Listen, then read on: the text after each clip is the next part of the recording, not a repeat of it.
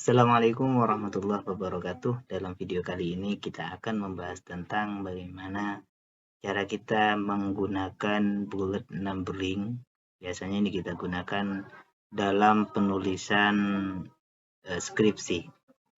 Baik, untuk selanjutnya langsung saja kita buka Microsoft Word-nya. Kemudian kita buat blank dokumen. Setelah itu biasanya yang pertama adalah bab 1.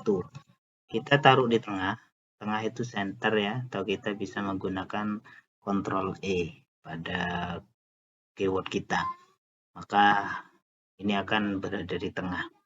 Kemudian biasanya ini akan tebal ya, atau bisa menggunakan bold atau bisa menggunakan Ctrl B. Nah, setelah itu kita enter. Biasanya yang pertama bab 1 adalah pendahuluan. Kemudian bab 2 kita tulis saja per babnya, nanti kita akan bisa lebih rapi dalam penulisannya. Bab 2 kita buat kajian pustaka. Terus bab 3 biasanya hasil penelitian. Bab 4 kita buat 4 saja, mungkin langsung penutup, karena ini hanya bagaimana cara penggunaan dari bullet numbering. Nah, untuk spasinya kita buat 1,5 ya, kita kasih 0 afternya. Nah, kita ke fokus bab 1 terlebih dahulu. Biasanya bab 1 itu akan kita mulai 1.1 ya. Kita taruh di samping 1.1, kita spasi, sama biasanya latar belakang masalah.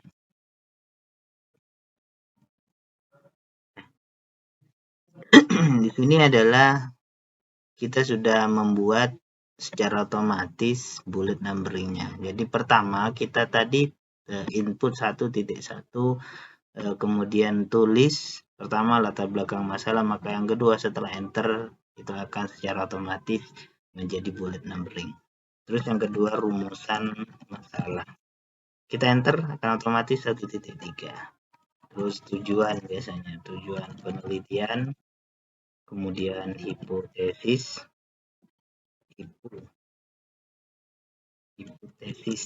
penelitian.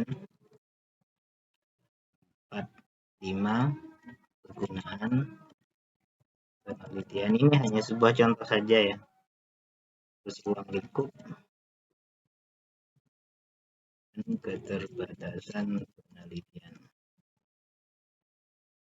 Terus yang 7 definisi istilah atau definisi operasional. 8 metode penelitian. Nah, di bagian ini kita akan menambah subnya ya. Jadi setelah kita enter ini akan muncul 1.9. Nah, agar kita tetap di 1.8 dan ada poin 1, artinya ini adalah sub dari metode penelitiannya, karena metodenya kan biasanya banyak apa saja yang dilakukan.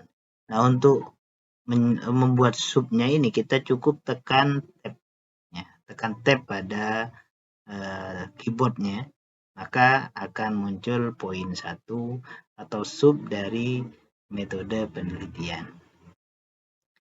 Nah, kemudian kita tulis ya metode penelitiannya seperti apa saja, mungkin panjangan penelitian, kemudian populasi, sampel, dan responden. Kemudian pengumpulan data, kemudian analisis data. Nah, agar ini bisa menjadi sub, sebenarnya kita cukup menambah tab ya. Atau kita Ctrl M ya.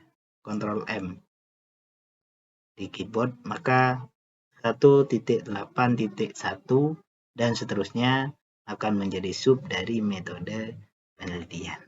Nah, bagaimana nanti umpamanya di populasi sampel atau responden ini kita mau kasih sub lagi, maka kita cukup enter saja, kemudian kita tekan tab, maka akan menjadi subnya populasi sampel dan responden di 1.8.2.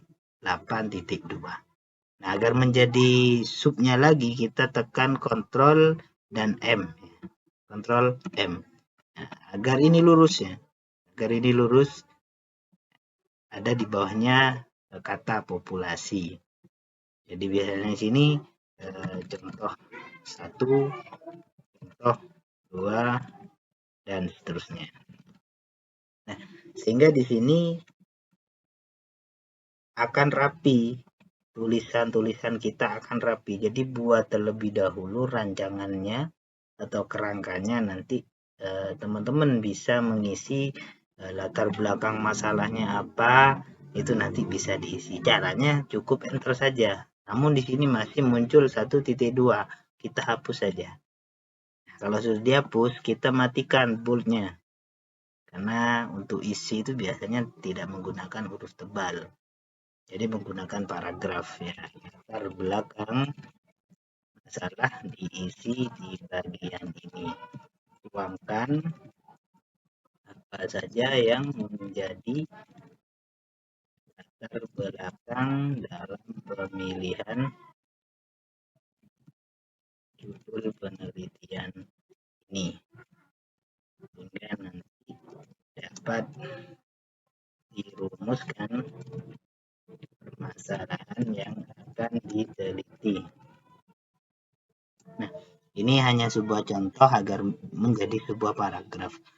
Nah, untuk menjadikan ini paragraf, kita buat atau bisa menggunakan di bagian paragraf ya, di indentation ini bisa kita pilih Visline atau klik OK, atau teman-teman bisa cara cepatnya cukup taruh di awal sini lalu tekan tab, maka dia akan menjadi paragraf.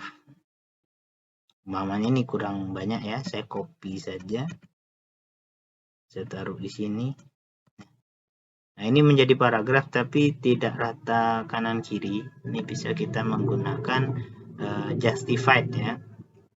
Di bagian ini ada element ini, kita pilih justified. Klik OK. Maka kanan dan kiri sudah akan rata. Atau di keyboard teman-teman bisa menggunakan Ctrl J. Jadi justified. Sehingga nanti kalau kita membuat paragraf baru, kita enter di sini, kemudian kita paste, maka akan ikut paragrafnya menjadi format yang kita tentukan tadi. Nah, ini sudah muncul latar belakang masalah. Terus kemudian rumusan masalah dan lain sebagainya, ini bisa teman-teman isi caranya sama seperti latar belakang masalah di poin 1.1 di atas tadi. Nah, cara-cara ke belakang ini sampai bab 4 pun sama caranya. Jadi di kajian pustaka ini apa saja yang ada, apa yang akan dituangkan, hasil penelitiannya apa saja, penutupnya, kesimpulan, saran apa, itu nanti caranya sama dengan menggunakan seperti ini.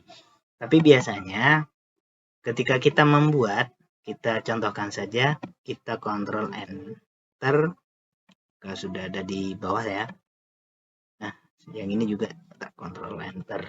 Ya, Ctrl Enter ini biasanya kita gunakan agar bagian ini ada di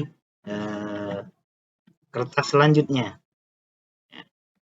Maka saat ini full nanti akan digeser secara otomatis sehingga bab yang kita punya ini nanti berada di bagian atas di kertas selanjutnya maksudnya.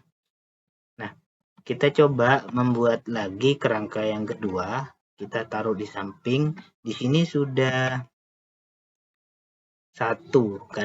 Kenapa 1? Karena ini babnya 1 ya. Kemudian di sini bab 2, yang di depan adalah 2.1.